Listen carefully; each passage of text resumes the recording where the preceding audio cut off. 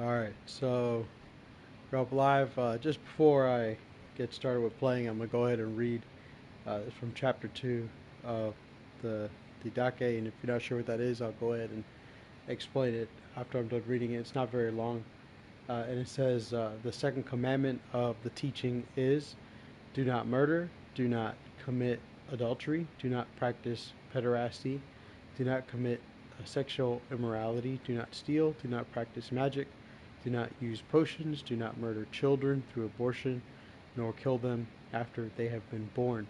Do not covet the things that belong to your fellow. Do not swear falsely, do not bear false witness, do not slander anyone, do not hold grudges, do not be double minded or double tongued, for a double tongue is a deadly trap. Do not let your word be false or empty, but let it be fulfilled in action. Do not be greedy or predatory or hypocritical or malicious or arrogant. Do not plot evil against your fellow. Do not hate any human being, but some you are to rebuke, and some you are to pray for, yet some you are to love even more than your own life. So, the last time I played on Monday, last time I streamed, I talked about how I wanted to go through the Didache and just kind of spend a couple of sessions focusing more on scriptures than instead of just looking at mental health, because I've been focusing a lot more on mental health and kind of skipped a lot of my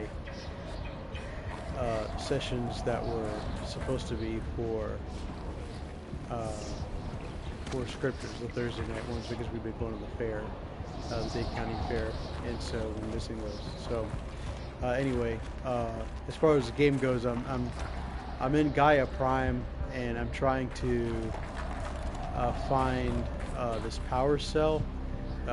It's the last one I'm looking for, and so what I'm trying to do is get the thing's called a shield weave outfit. It's like the best outfit you can have in this game.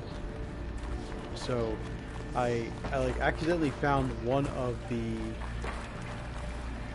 power cells when I was in one of the other levels. I just happened to find it, and so that activated the quest for me. And then I needed to find, it turns out you need to find like 4 of these things. So I just was, I'm trying to like get all these side quests done while I'm on Twitch, because it's easier to play this way and not have to be interrupted by streams, or sorry, not streams, by cutscenes while I'm talking. So I'm a little confused though, because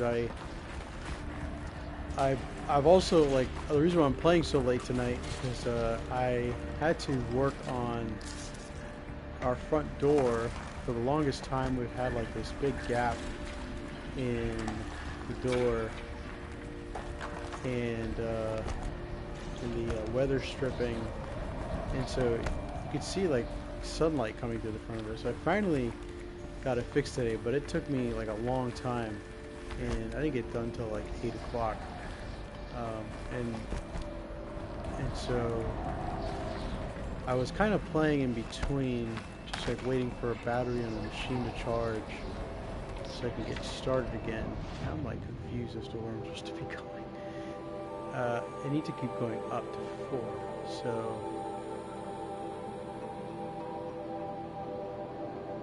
okay, 4 is here, so I need to get to this.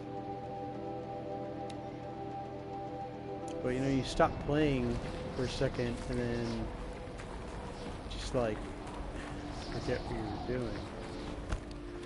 So I think I should be going up, right? I don't know. It's okay, I'll figure it out. Anyway, so no, I remember jumping up here. Look at the map again.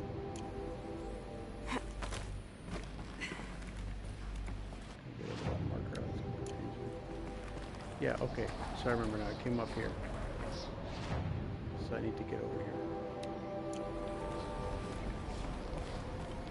Yeah, so the Didache, if you didn't get a chance to watch Monday's stream, I know I need to add like a new, someone to watch a stream new on Monday, so it's cool. But the Didache, and so I covered some of the history of,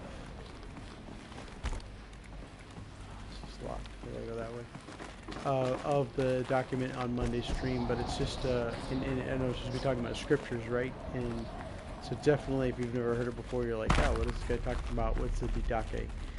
Well, it's a Greek word that just means the teaching, and it's believed to be a document that was written by the apostles. And so the long title of it is the teaching of the 12 apostles. And it's believed to be something they put together to help Gentiles understand their place in the way, right? Which is what the Christians were called at the very beginning, right? They weren't called Christians; they were called the way, which is something you can see is referred to in the Book of Acts. Oh, so it's just a staircase that we came to.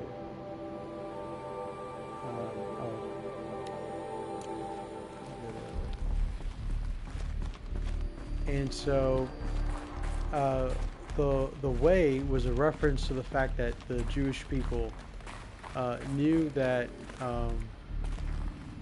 Jesus' followers weren't exactly following. Oh my goodness. Judaism the way that they understood it anymore, right? They kind of separated themselves from their traditions, especially with, receiving the Holy Spirit and the gifts that they were displaying, and then the teachings that they were following, and the way that Jesus set up their belief system. It was a completely different.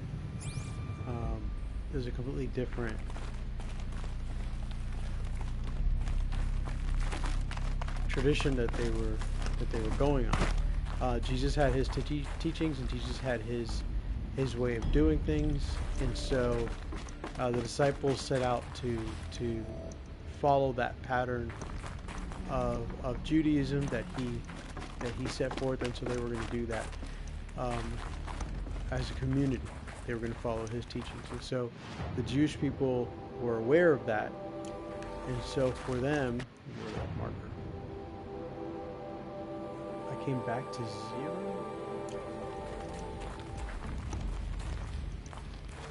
I am so confused right now. It's like I came back downstairs.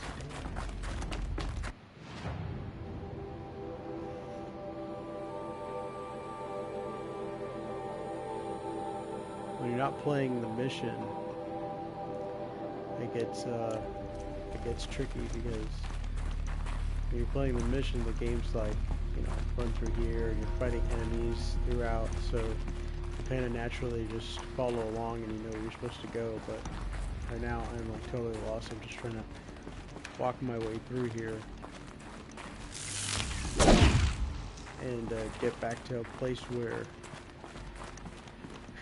I was, and I'm running into dead ends. It's a little frustrating, but anyway, and so as the message of Jesus in what we now call the gospel, but the good news about Jesus was being preached and was being shared to more than just other Jewish people. The early community, which we call the church, but that's what they were, a community. They had challenges in how to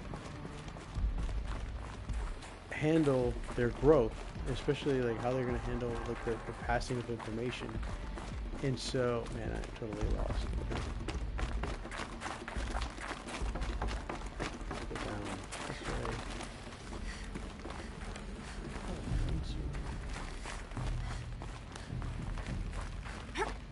That's what it was. That's good. Okay.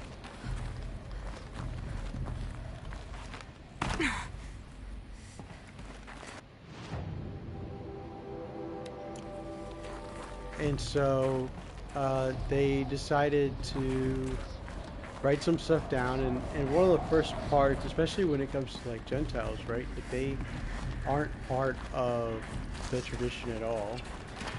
And I know I need to be like up at the top somewhere.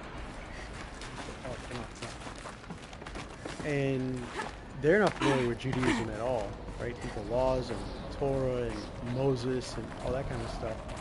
So what exactly are they supposed to do, right?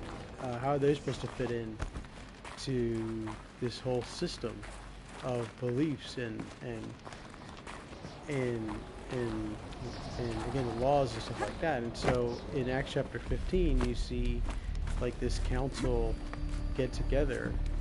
I'm just going back down, and I feel like that's not the right way.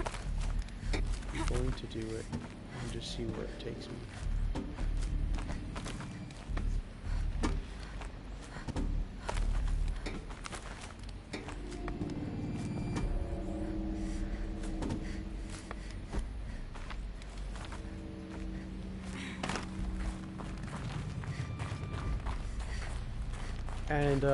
And as far as and one of the biggest debates of the time was, you know, do these people who are converting to the way, do they have to be circumcised, right? Do they have to do what Abraham did and back in the day, like that was a huge big deal. Part of the covenant, right? To show that you are a member of this thing. You had to be circumcised. Put a marker on guy front. Where's guy?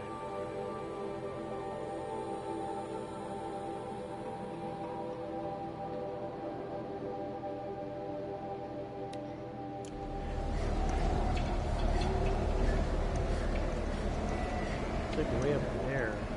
I just don't remember.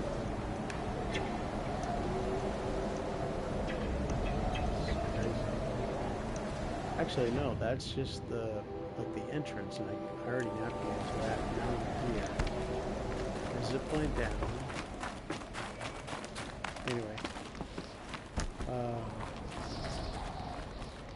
and they decided, and I remember if you've read like the book of Galatians, and you see the argument, and even in Acts chapter 15, like the decision before Paul even wrote the book of Galatians was, no, they don't have to be circumcised. Okay, they don't got to do that. Circumcision was just kind of like an outward thing, and what Jesus has done is an inward thing, and so on and so forth. But what do they have to do, right? They were told to abstain from sexual morality. They were told not to eat anything that's been strangled. And then basically they were told, like, we'll figure out the rest from there. And the question then is, okay, so what was decided? Okay, I've already gone through all that, so I need to go this way.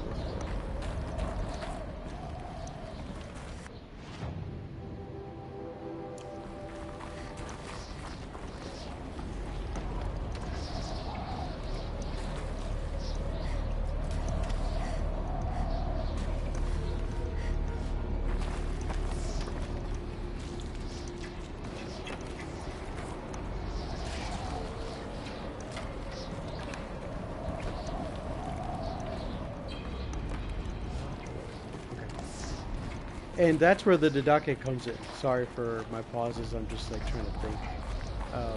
And that's where the Didache comes in. It's believed to be the document that they eventually came together and they wrote.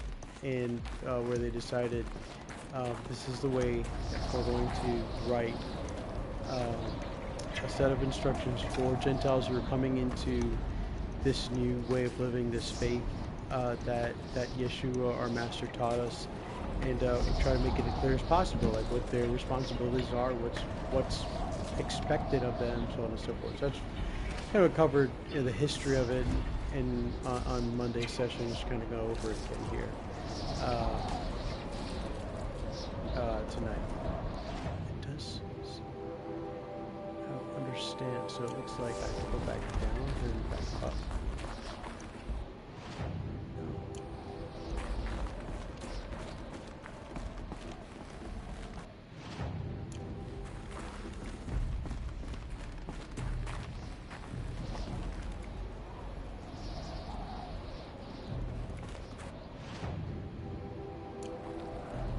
Gotta be that I go down.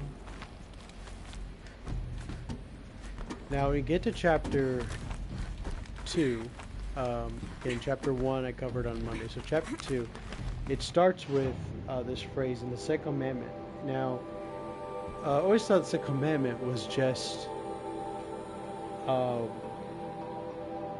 love your neighbor as yourself, or love your fellow as yourself. That's this part.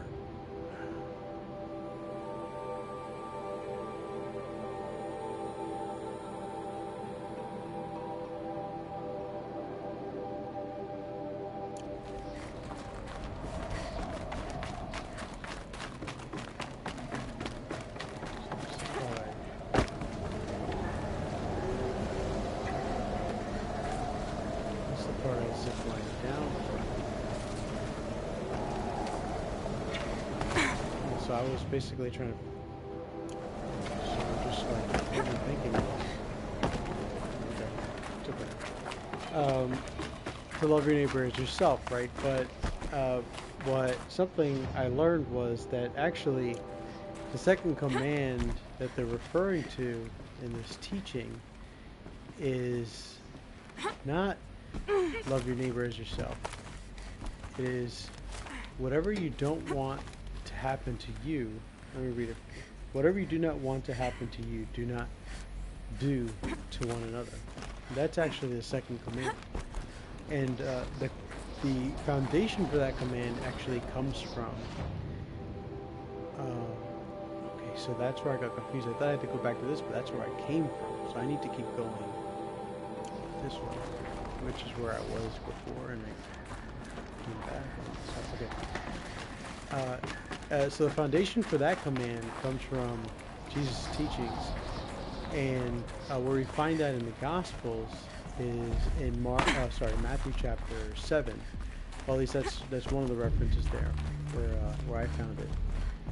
And so what the apostles are doing here is they're kind of, if they remember also that this teaching is believed to be just as old as the Gospels, if not older, and thought to be the source for the teachings that we find in the Gospels. So in other words, when the Gospels were written, it's possible, it's an idea, that they looked at this teaching and they were like, oh yeah, the apostles put this together, but I remember, how it went as a story, and so I'm going to write that story, and I'm going to put the teachings in my story in the way that it kind of happened that way, in the narrative,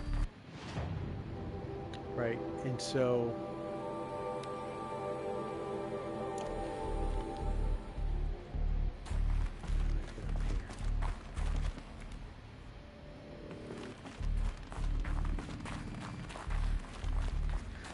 what's cool is, so the second command, which is sometimes kind of missed. I never even actually thought of it as a command that Jesus was commanding. See, it's hard to see it. It's my eyes are lighting or something. I've never. Thankfully, they have these maps.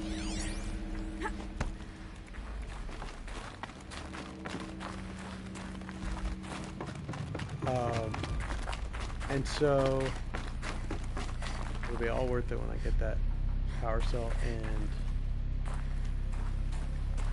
I figure out and how powerful it is. I saw a video of a guy playing it anyway. that we're not supposed to do to people like what we wouldn't want them to do to us, and that's actually a command, right? Like I remember, I have a note here, and I've read this like this Didache and the commentary before, but when I read it the first time, I wrote a note in here like, whoa, I never thought of it as a command, right? That we're not supposed to do that.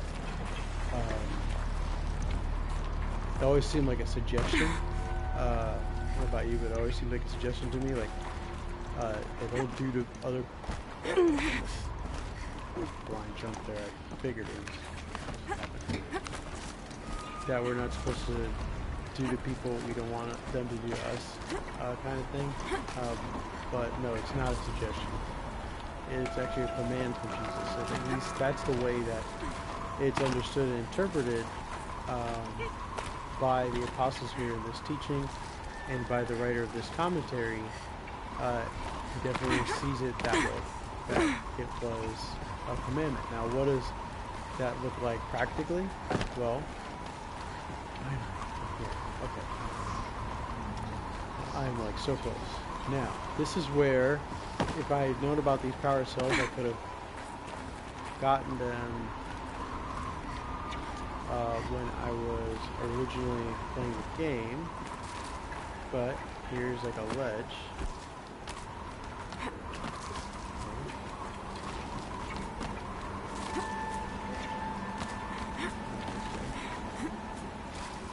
I'm not a master of this or anything. I just saw a kid doing it.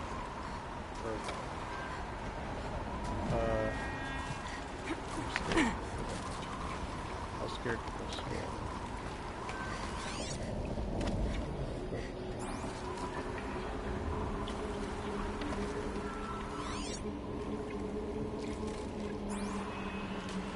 Okay, jump up.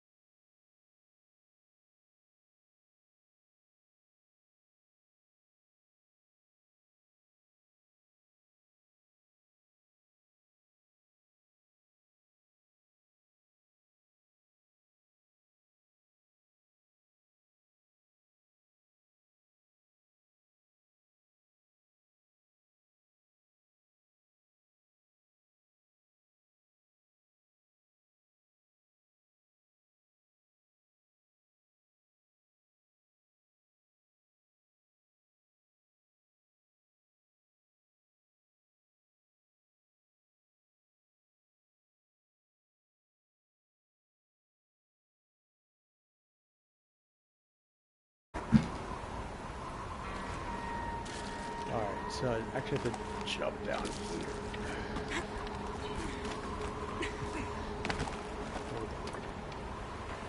Yeah, I had to watch that real quick.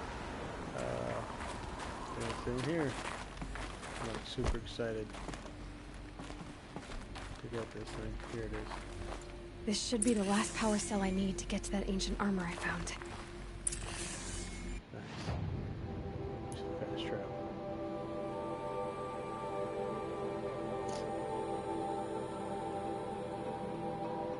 And the bunker is here.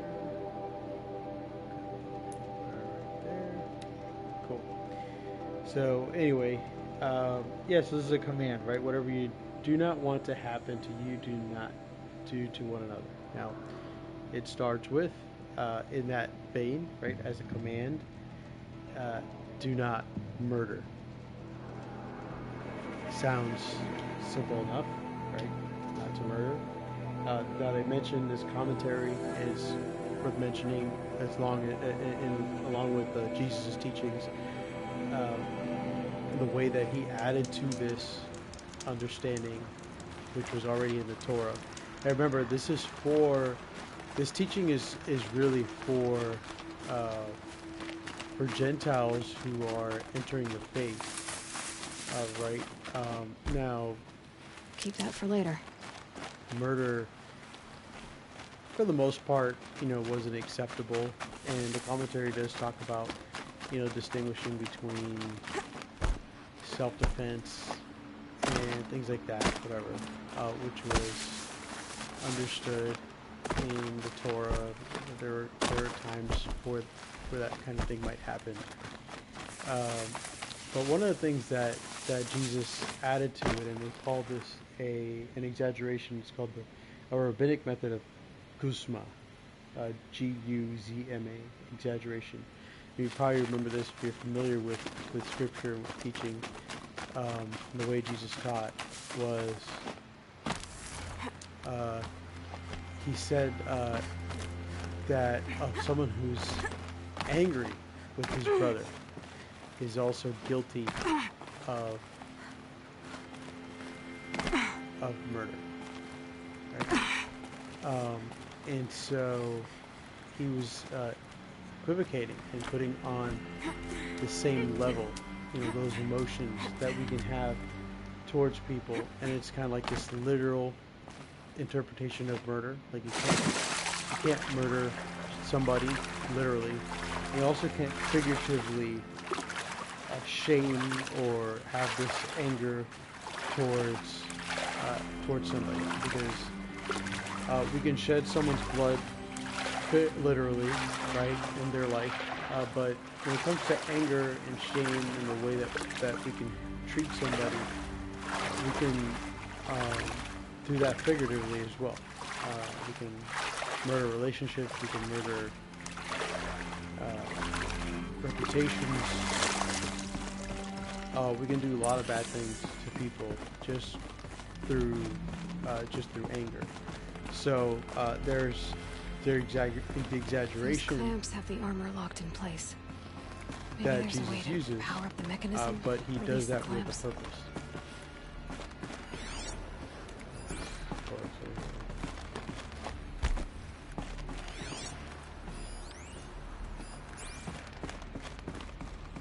Excuse me. I'm tired. Excuse me. I should have done it on camera.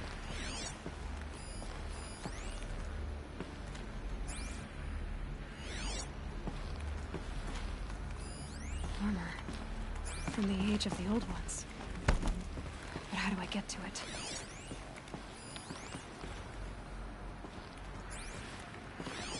Where do I put this?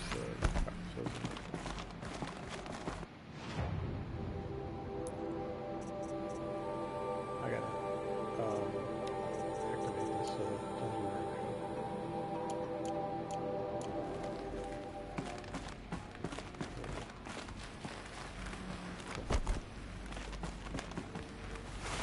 Now the next. I need two more. Just one more. There we go. The last one. The next. All powered up. Now to get the duck. His numbers. They must be related to segments of a circle. Let's say 90 to 70, 360, 450.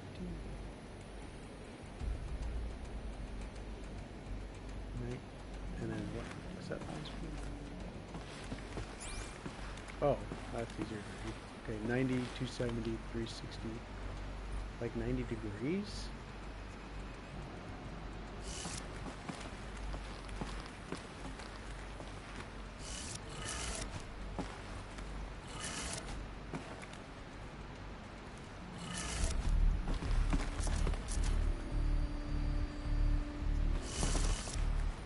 Three 360 is just a circle.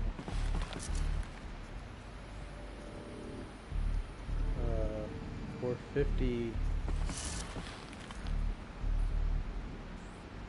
45, 90.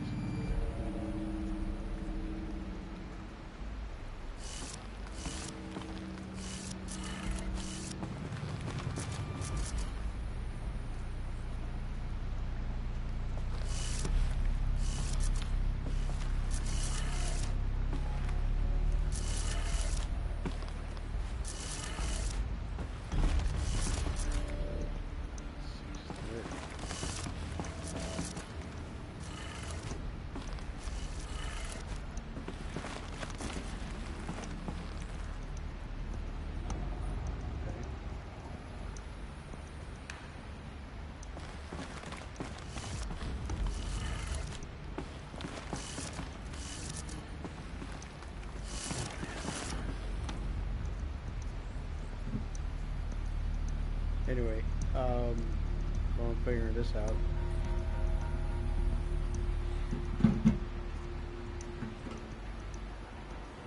keep talking. So,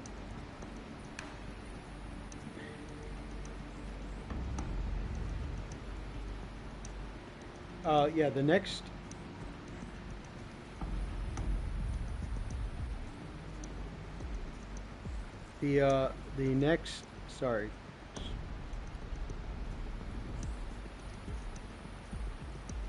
the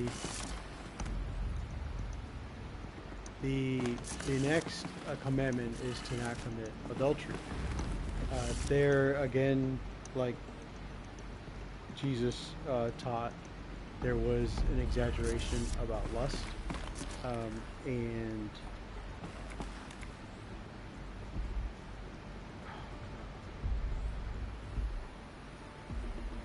sorry, I'm gonna have to pause for real quick.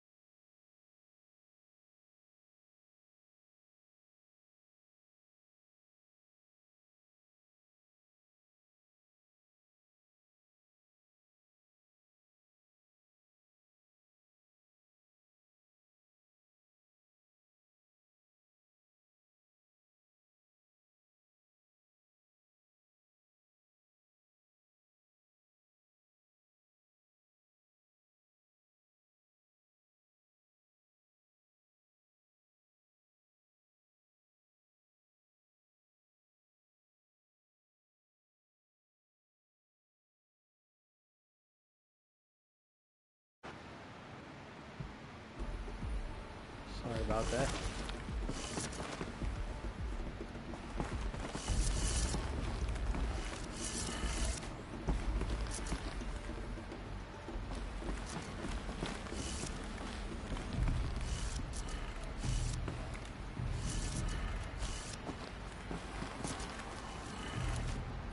Did it. Let's have a look at that armor inside. Do not commit adultery, right? What was interesting in this section was that apparently uh, it wasn't wrong for a married All man right. Now let's see to what we can have do with this sexual material. relations outside of marriage in Jewish culture. And so it's interesting, obviously, um, for that to be the case. But the way that Jesus taught it, though, and the way that he made his distinction, the way he taught it in Matthew chapter, I think it's chapter 18 or chapter 19, and then later in Mark, it's also repeated in Luke. He actually made it equally applicable to both men and women. So here's one of the ways that like Jesus in doing what he did, creating the way and making it, and this is not even for like the Gentiles, but also for the Jewish people who were coming into the way. So not only were they leaving like Judaism in the sense that they were leaving uh, like their beliefs about sacrifices and things like that. They even had to commit to, like the men had to commit to the idea that if they uh, had sex outside of marriage, they were guilty of adultery too. Like this whole time, they were able to get away with doing that kind of stuff, but by entering the way or entering into this new Judaism that Jesus created, they were now putting themselves into something that into a higher standard. Um, into something that was countercultural. Like they weren't allowed to just go ahead and do whatever they wanted anymore and sleep with whoever they wanted and be like, oh, I'm not guilty of committing adultery. I remember a while ago, there's a story of a woman who's caught in adultery in John chapter 8, and the men, they drag her out to Jesus and they want to stone her, and it's a famous story. And Jesus writes something down in the dirt, and all the men walk away and all this stuff, and he lets her go and he forgives her and everything else. And I remember in a class, a female student was like, oh, where was the man? Why didn't they drag him out? And we were all like, yeah, that's true, whatever, that's so messed up. But looking at this now, it's like, well, you know what? They weren't supposed to drag him out. He wasn't guilty of anything according to the way that they did things back then. Like, the men weren't actually guilty of anything, and it's, like my wife would say, messed up. But the way that Jesus taught things, the way he changed things, and he even, again, used the exaggeration, and it wasn't just an exaggeration. He was setting a new standard, not just for men being accountable for adultery, but he said that even if someone lusts after women, he said that makes them guilty of adultery as well. So I want to test out this new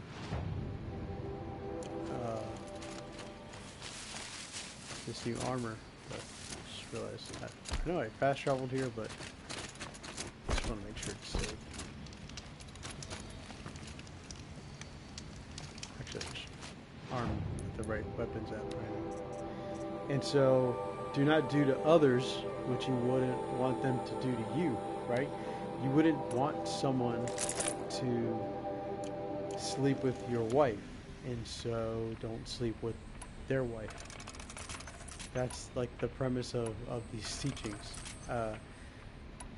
You wouldn't want someone to murder you, don't murder them. You wouldn't want someone to be angry at you, don't be angry at them. You wouldn't want someone to lust after you. Well, I don't know. Some people I guess, would want that. But you definitely wouldn't want someone to lust after your wife. Don't lust after them. You wouldn't want someone to lust after your daughter. Don't lust after someone else's daughter. That kind of thing, right? That's the way that these commandments work in that order. Whatever you don't want someone to do to you, don't do to them. Oh, sorry, I hit the mic. Sorry about that. So the next law in this list here says, do not practice pederasty. Now this is where the commentator mentioned that there's actually no law. Might need that. Mentioned about this in the Torah, but he says that's not because it was okay. There was something I needed an owl's skin for, or a bone or meat or something.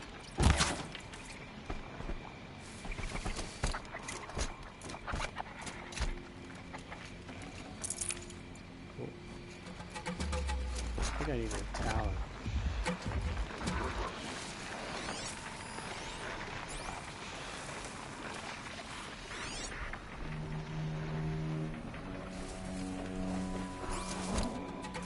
But so it wasn't that I wasn't in the Torah because it was okay. It wasn't in the Torah because it was known to not be okay, which is interesting.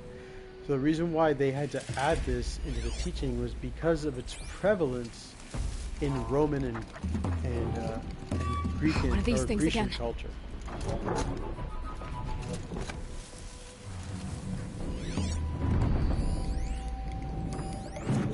Trampler and a Fireclaw together? Come on, man. Is a Trampler a Daemon or a regular Trampler? If it's a regular,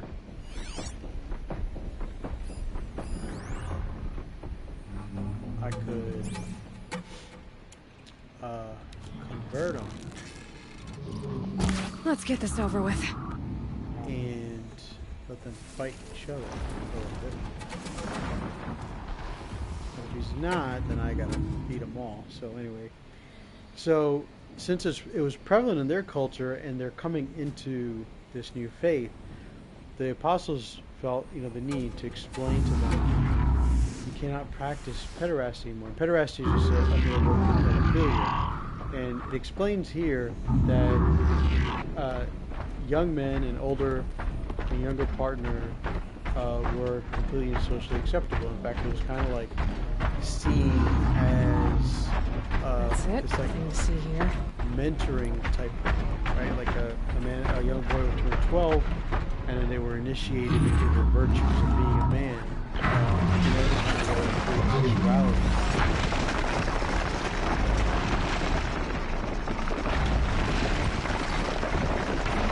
By older men, and they're just seen as virtuous type of thing.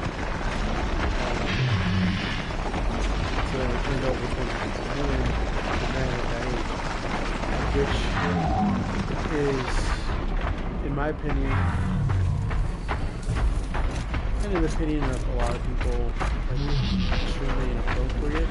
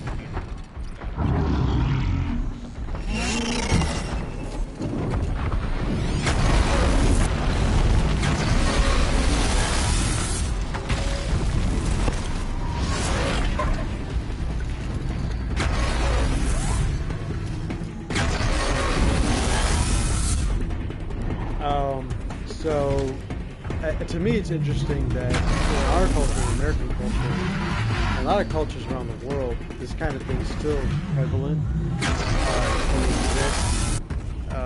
I've heard about stories in other cultures where it's not acceptable, where people, are chased down the street and hung up. Wow.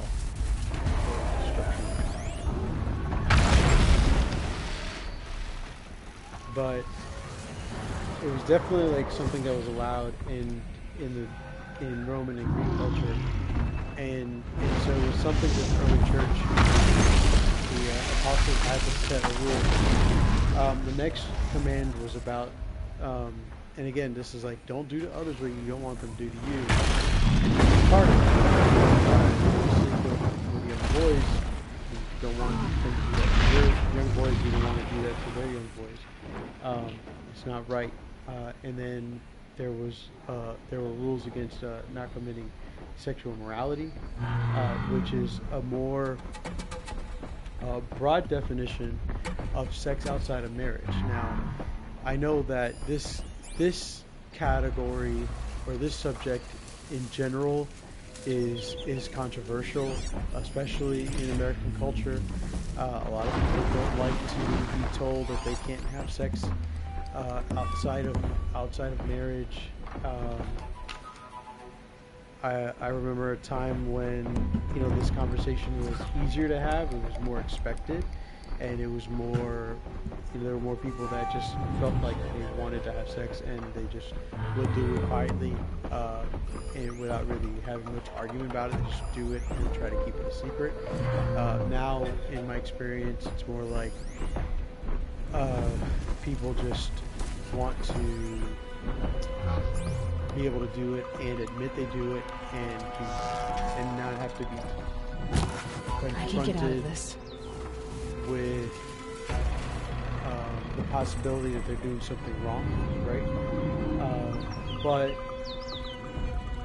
this is definitely like the teachings that the apostles had for Gentiles entering into the faith. This is the standard that the Jewish faith holds to, that the Torah teaches. that sexuality is left for the marriage bed and for the marriage relationship, and so that standard was expected for those who were entering into the faith. And so that is like the standard that I personally kept until I got married at the age of 30. And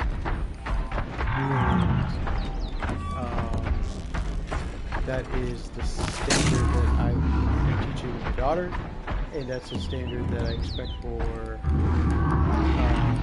my family. Now, am I the kind of person that's going to be judgmental and harsh and critical and all that kind of stuff? No, I'm not. I've learned to live a life in balance and not in hatred. I've learned to live life in love and in peace. And so I do have standards, but you know, I also kind of expect one day for my daughter to tell me that she's done something that I'm happy with. And so I'm kind of like not going to be thrilled about it. But I don't want to be like a naive person and think that I'm not going to go with like I'm cutting you off kind of approach, which I know no parents have done in the past.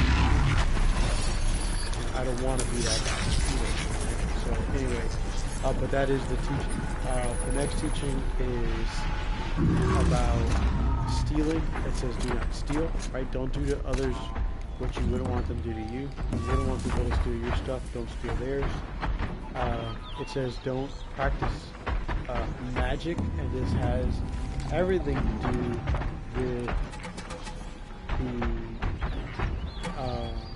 practice of the occult and what they associated with Egyptian kind of practice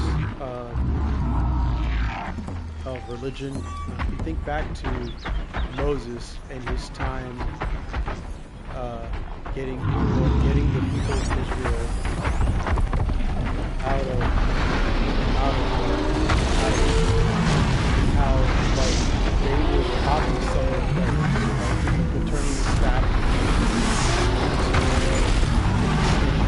that kind of stuff. Pharaoh's people would do the same thing. The Egyptians were very good at doing that kind of practicing that kind of religion. And while God was doing his thing the Egyptians were able at some point to replicate certain ones of these plagues in their arts and preparation, which the Jewish people understood to be acts of power displayed by demons, other acting. And so when they say do not practice magic, don't do that kind of stuff, where you're relying on the strength of dark powers, supernatural things. Don't use potions. That's also related to the occult, right?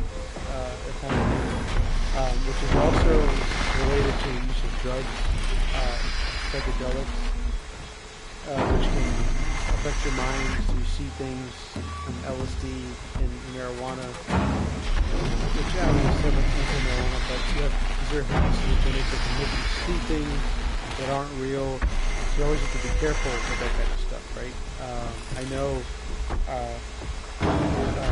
in alcohol have like similar effects, right? So you have to be careful just in general with what you put in your body, and because of the effect it can have on your mind, what it can make you see and how things are not. The truth is that there's a percentage of people that have that kind of response to marijuana, and so if marijuana makes them they become paranoid. Those are the kinds of people that tend to not use it ever again. They're usually on their first try, and then they like whatever, try it again, and that's it, done. It's very rare for somebody to use marijuana, have the calming effects, the focus effects, the general positive effects that most people who enjoy marijuana use it for. and then randomly at some point have the negative hallucinogenic psychedelic effects, the paranoid effects, and quit. It's usually that first attempt that brings that stuff out. This guy finally done, so the body trampled away. I don't think I can control those guys, but they're pretty beat up from those tramplers. It's pretty good. I'm kind of like surprised that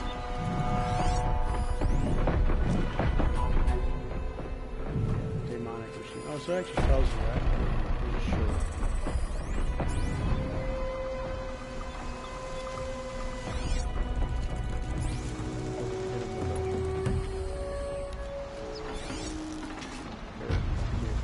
Let's make this quick.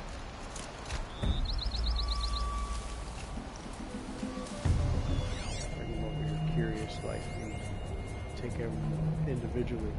The next one, it says, do not murder children through abortion.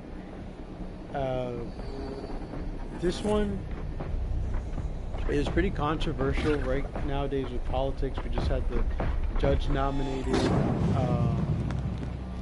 There are people who base their entire political identities on just one law or one rule, and this would be it. I agree that this is wrong to do, to abort the lives of babies, but I don't think that it's a single issue. That politics is a single issue kind of thing, which means you only vote for a party based on one issue. And so everything's more complicated thing than that, but that is the rule here. And again, you don't want someone to abort you, so don't abort them. That's kind of the rule here. It says, nor kill them after they've been born. So there was a huge problem with infanticide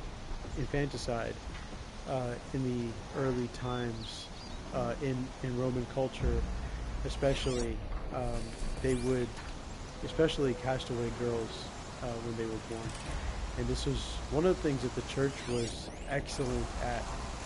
They would see that the lives of young girls were being cast away literally on dung heaps. And so Calm.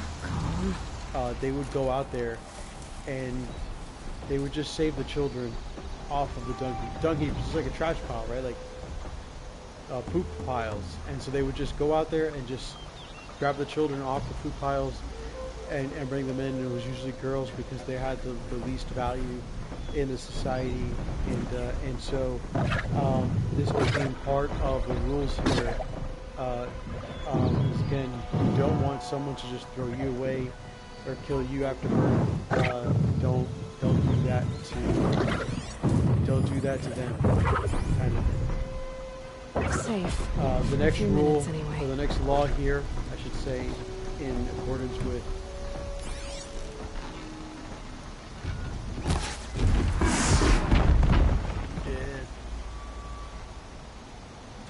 don't do to others what you wouldn't want them to do to you, is don't covet the things that belong to your neighbor. Now this recalls back to the Ten Commandments, right? And one of the things about coveting is that it always points back to, what your relationship with God looks like, right? When you covet, it really does speak to your lack of thankfulness and gratefulness for what God's given you. You see what your neighbor has, you see what people next to you have and don't have, and you want what they have, whether it's their wife, their car, their house, their money, their comfort. And so you kind of speaking to God about what you don't have or you're unhappy with it. And one of the things that we have against God, one of the ways that we fight when we're unthankful in our daily life, about things that we don't have.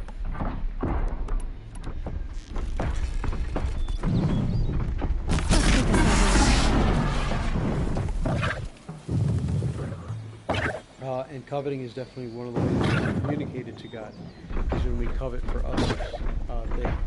Then it says, do not swear falsely. One of the ways this is different from just lying is that when we swear falsely, it says that when we make oaths, we are basically failing to tell the truth.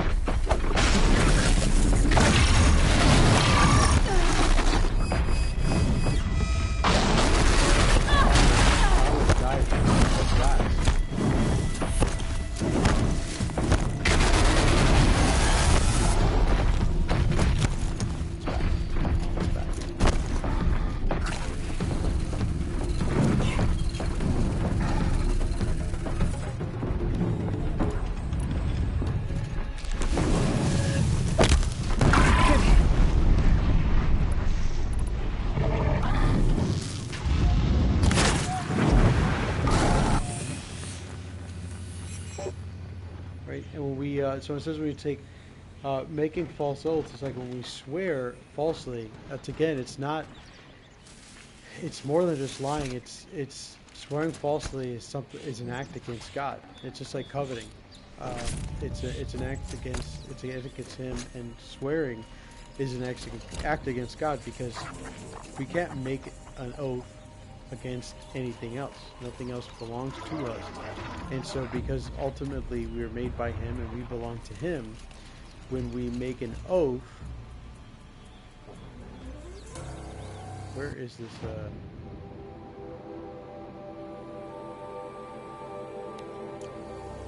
sometimes this stuff doesn't show up properly.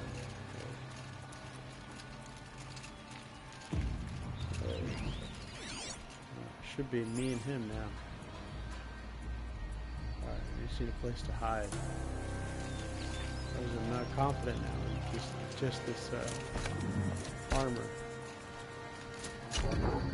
It's good to fight him in trees, because he throws all his stuff that trees block it.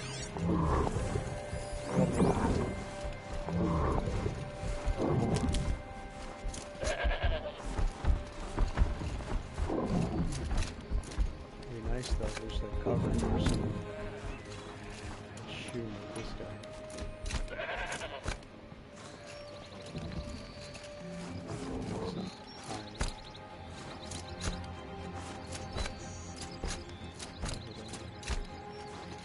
And then the next law is do not bear false witness. So that's about lying specifically, right? So swearing versus lying.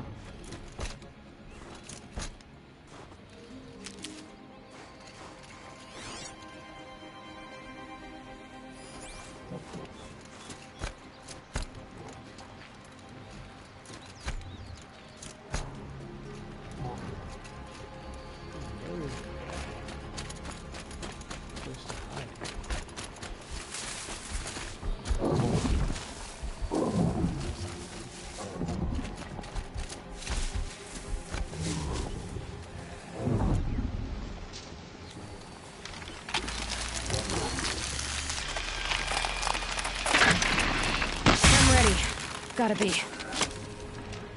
Then the next one says, do not slander anyone, right? And that's right here is types of gossip is listed. And it's slander is considered to be the worst.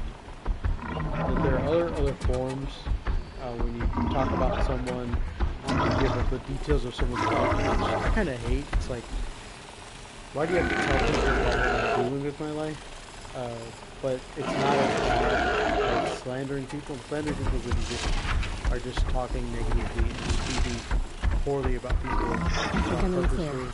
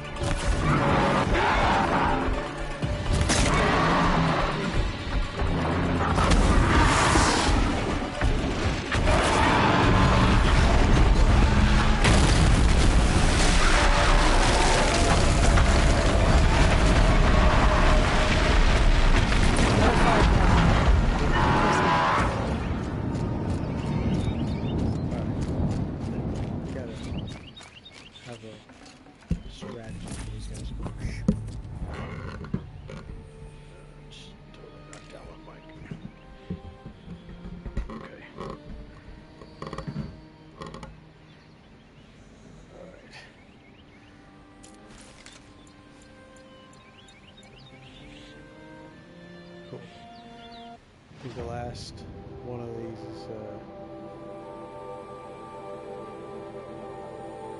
way up here. I'm wondering where Airtech is. I thought he was supposed to be helping me with all this stuff, but before I can go beat him, though, I need to get more chill water. Chill water, like, runs out so quickly. I had so much of this stuff, and, like, these land swords have chill water, whatever, but... so yeah, so back to slander. So there's slander, there's negative but true gossip. So it's based on actual fact, but it's still negative. Like, why do you gotta talk about it, right? Like, you know, if someone gets a DUI, it's negative. It's true, but you don't want to talk about it. Then you have like purposeful lies and falsehoods. But really, like, this is about slander, and slander is just like it's negative, and it's also vicious and hateful, and it's just wrong, and it's really just full of your negative opinions towards somebody, and you know it's not true, or maybe there's part of you that believes it's true, but it's really not, and so it's really the worst kind of slander that you can put towards someone, and you wouldn't want someone doing that to you, but of course.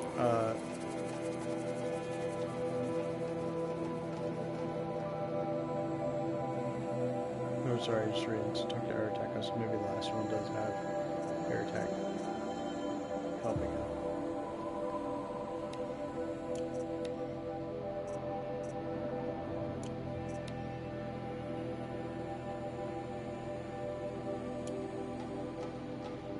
Could help these hunters, because that's kind of, it involves hunting. We get some chill water, some more parts for making more ammo. The next thing in this section, almost done here. We call it a night, but the next thing here is it says do not hold grudges, and which really just leads to like speaking out in slander, evil speech, right? That kind of thing. So it's really just one of those things where it's like it's offense towards other problems. It says don't be double-minded or double-tongued, for a double tongue is a deadly trap. And this is really about being disingenuous. You know, if you say you believe in something and you don't,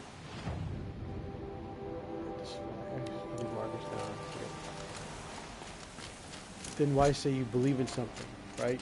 A double-minded person, a double-tongued person, someone who says they're going to do something but they don't do it, that kind of person, they set themselves up to fall into traps where they can then, be the kind of person who's going to be set up to gossip or set up to slander or to be angry or to be malicious, to hurt other people, to hurt themselves.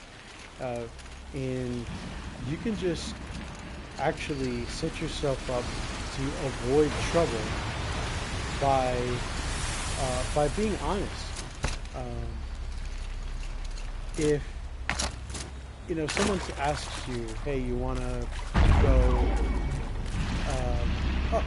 I got a good example. Like tonight, playing basketball, we were supposed to play basketball.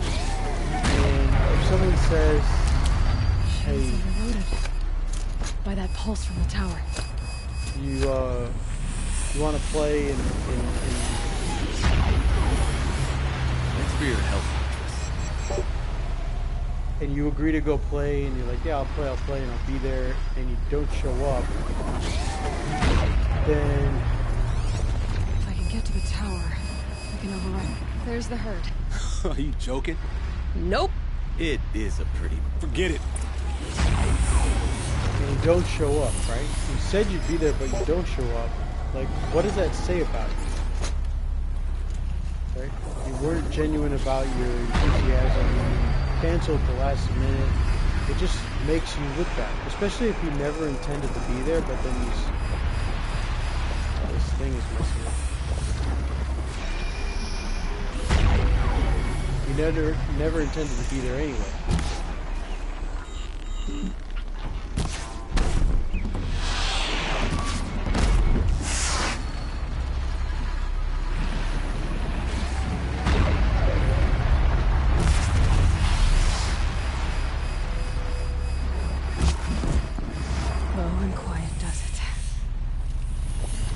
And so the point is, and so for the guys who are always wanting to play or asking to play, That thing actually thought it could hit me. at some point people are just not going to believe it, right? That hurt it.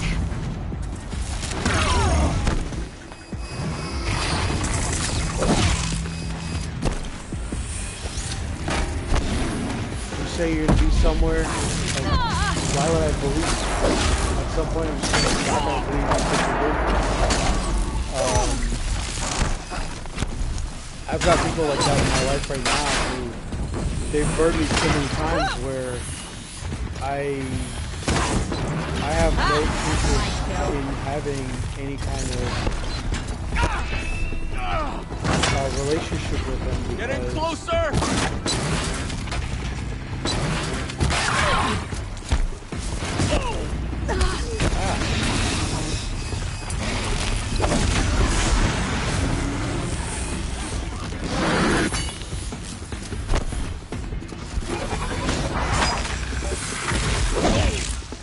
Is there another control panel? I feel like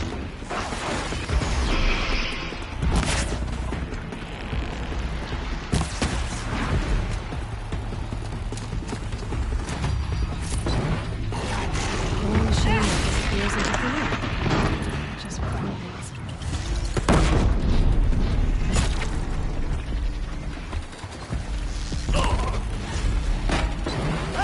Dodge it!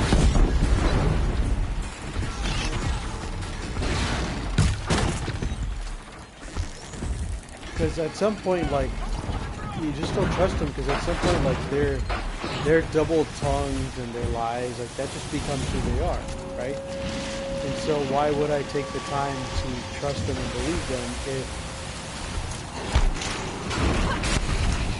it's just more plausible that their disingenuousness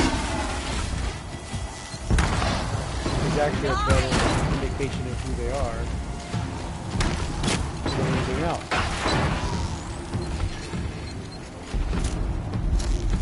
Don't let him play!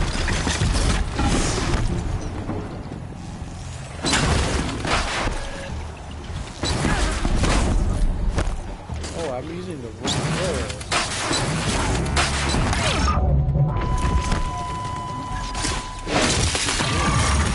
Progress. These guys are pretty good. I don't know about you three, but I feel better. Aloy, did you get that component? That's another part down. One more and you'll have what you need to pay off Bergrand. Starting to feel real, you know. I'm starting to believe we're really gonna get out of here. Honestly, I wasn't sure we Who's Nakoni? Coney, she didn't make it. No. If you're gonna... Is this why you left? Onaka knew Nukoni. That final night, Like coward. what are we to top? It's not what she did. Nakoni challenged the chieftain. Onikup wrapped himself in power and a thought you were willing to fawn over. The Werax split into two. Until Nukoni. She was the best and brave. What happened? She challenged the chieftain to a hunting competition. But who comes back to the king? We tracked Nukoni through the wood. Their damn neck snapped. I don't want to remember her like that. I'm sorry, Didache. I'm sorry. It's nice to be here. Look, it doesn't matter, okay? That's where the burning turkeys are gonna make a name. Oh, the burning. It rolls off the... Sort of like vomit. So, where to? There's a lake just west of here. Seems like a good place to find a snap moth, eh? If you beat us there. Alright, cool. Ah.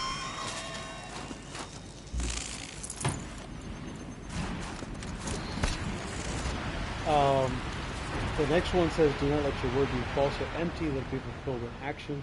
It's kind of what I was just talking about, right? Like, related to the other one. If you're going to say you're going to do something, do it. And,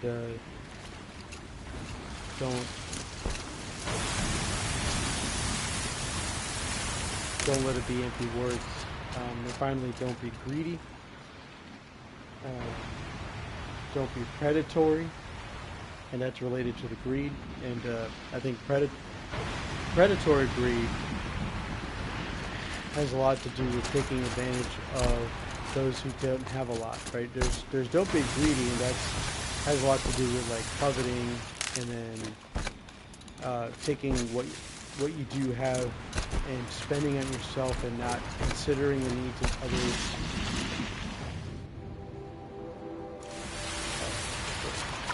That kind of thing. And then don't be predatory has more to do with the kind of greed where you purposely seek out how you can steal from others, especially from those who don't have a lot. Through the trees. And that's really terrible. And I was thinking about the other day these loans that are out there, you know, where they're like the cash advance payday loans, you know, where it's like you have your paycheck, it's coming on Friday, but it's Tuesday and you got to pay some debt, and so you go out and you take a loan, and they're like, oh, you get your paycheck on Friday, but they charge you like 26% interest, and so let's say you forget to pay them on Friday, or on Friday something else comes up, so you got to pay that, and then a week later you've got to pay the bill on this loan you took out, and 26% or 30%, like these are really high loan interest rates. I can use this. And that's what they mean by don't be predatory. It's actually like a violation of Torah. And what's interesting to me is like a lot of... No sign of them yet. Guess I'll just sit and wait. A lot of these companies come from like Christian backgrounds, which is supposed to be based on scriptural teachings, and so we took our time. After our last conversation, like we had a lot to capitalistic ideology, which is supposed to be just like one the best more ideology hunt, for then your debt is economy. paid, and you three can make your way south. But it's really Huntress, based on the sunshine self-interest snowshoes and await. predatory behavior. So yeah, that's the way that goes. Horrible. I'm almost impressed, Dulamok. Well, the next I law liked it. is don't be Let's malicious, hunt. don't be arrogant, don't plot evil against your fellow. And it says, it closed out with, don't hate any human being. Some you're to rebuke, some you're to pray for, and some you're supposed to love more than even your own life. And so that's how chapter 2 ends. I'm going to go ahead and just finish this mission here. But I found focusing on this chapter the last couple of days to be pretty helpful for my own benefit.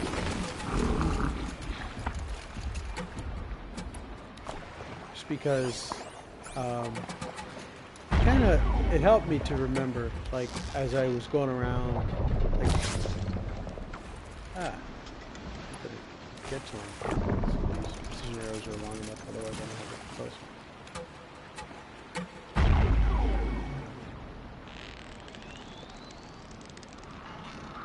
It takes so long. Oh, okay.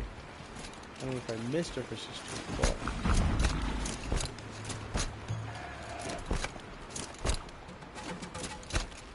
It really put in perspective, like as I was reading this today, like how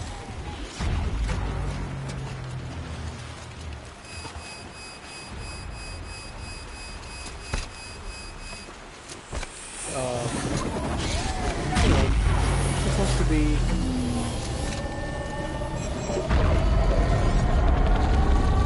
there's like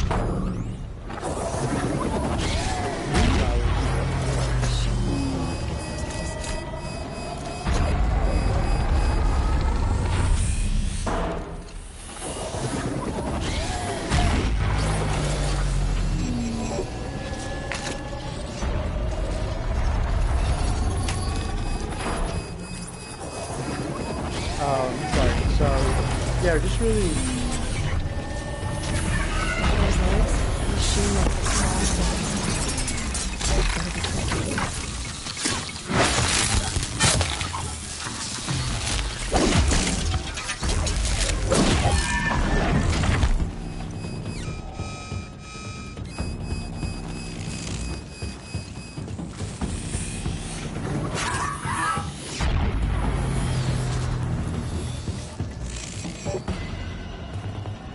Yeah, so sorry, the game is kind of focusing on this long level thing.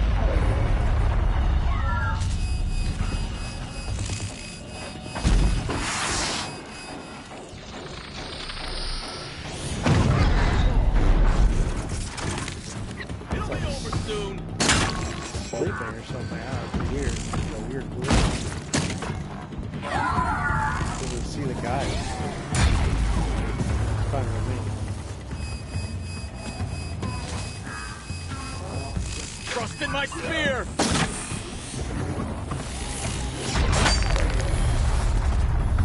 I'll bring you down! Yeah, so help me get a perspective, like as I was shopping or going out or even my family, like how do I respond? How do I treat people? And I think that's the point of learning the way. Learning, keeping perspective, what Jesus taught. And how we're supposed to live. This is so weird. It's like, oh yeah, because of the control tower, it gets healthier.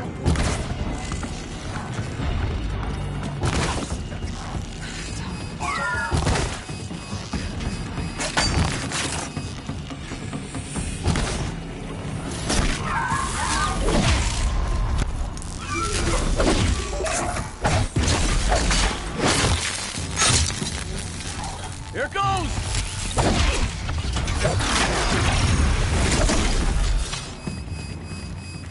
Okay, I gotta get up this one. And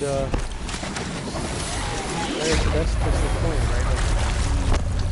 Like, it's easy to forget. Like, I think I like the practicality of this teaching, and it's not like this regular Bible scripture doesn't have this kind of stuff. But I think that one of the things that works against churches, or works against Christians, is that so much now of what goes on in church and it's taught in churches is like just the theology and doctrine. Oh, this is what it means to be saved, or this is what baptism is, or this is what marriage is supposed to look like.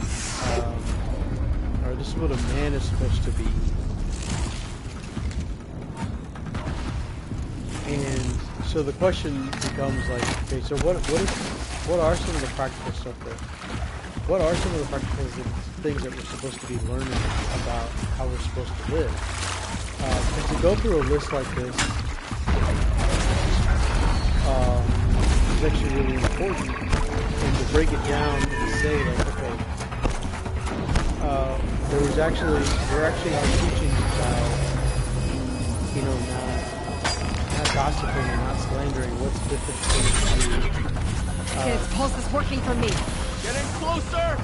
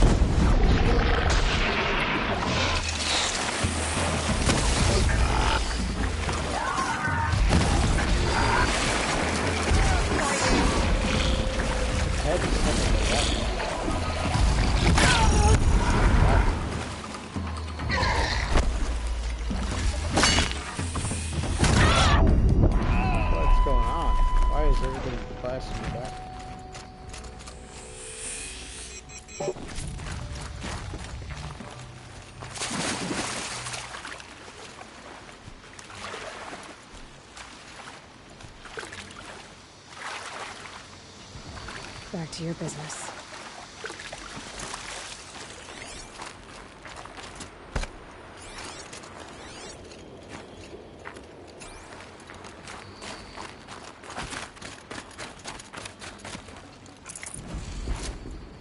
Did we get what we needed? Because there's a stat monitor.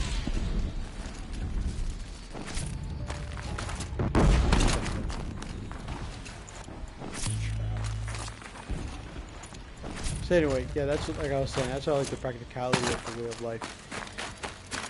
Just because, yeah, every day kind of teaching like what we're expected to do, how we're expected to live, it's like really helpful. It's not just Bible study kind of thing. Yeah, I don't think we got what we needed. There's another snap mall over here.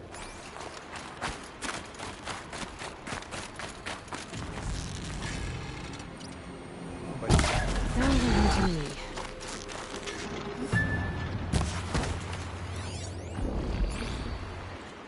Let's get my tripcaster here.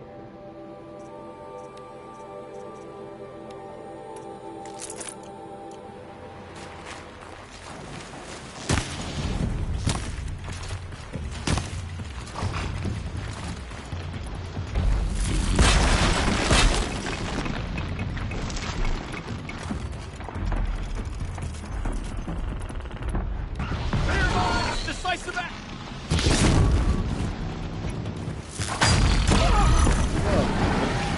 This guy. Clear minds, decisive action.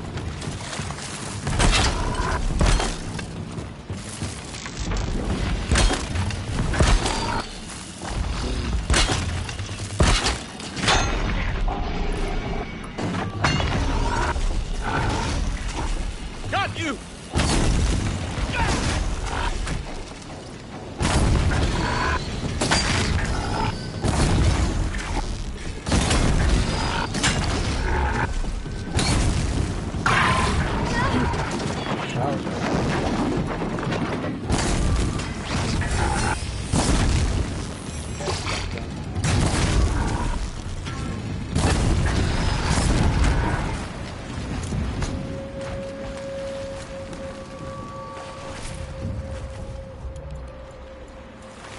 I think we need like his fang or something.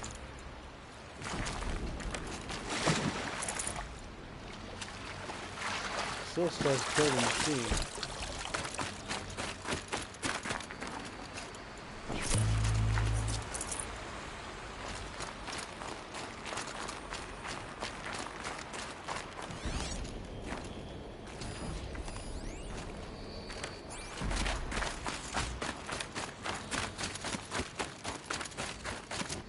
Anyway, I'm gonna call it a night.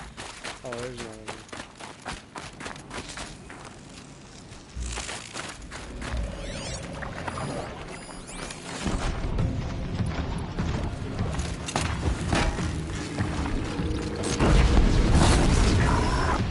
It's time for solitude right now.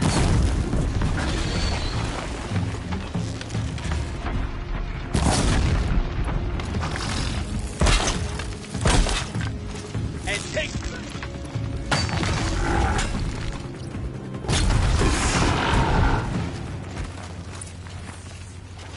There we go. Got it. Show that. That's good. Get all the noise. It's not enough though. Alright, cool. Let's talk to this Come guy here, on Abe. the phone. Let's have a proper goodbye, huh? There. That's the last of Bergren's parts. For now. Until... It was one time. You make a nice shot. Once you get to the Sundom, what then? We hunt like Nakoni wanted. Nakoni had big dreams. No shamans, no... Sounds like a lot of work. but worth it. You won't have me to strip your kills now. Are you three Doesn't look... Great. When you get to Songza... Sure. And I bet... Thank you. I guess this is goodbye. How does it feel, putting Banuk lands behind you? The only thing I would have... Got all those... It's a little... it's strange. How about you, Aloy? Who do you think we are?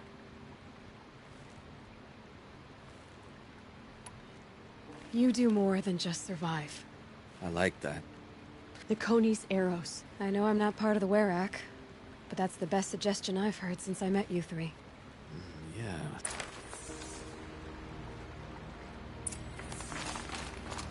Oh, return to... Oh, gosh. So there's some... thing there. Alright. Anyway, cool.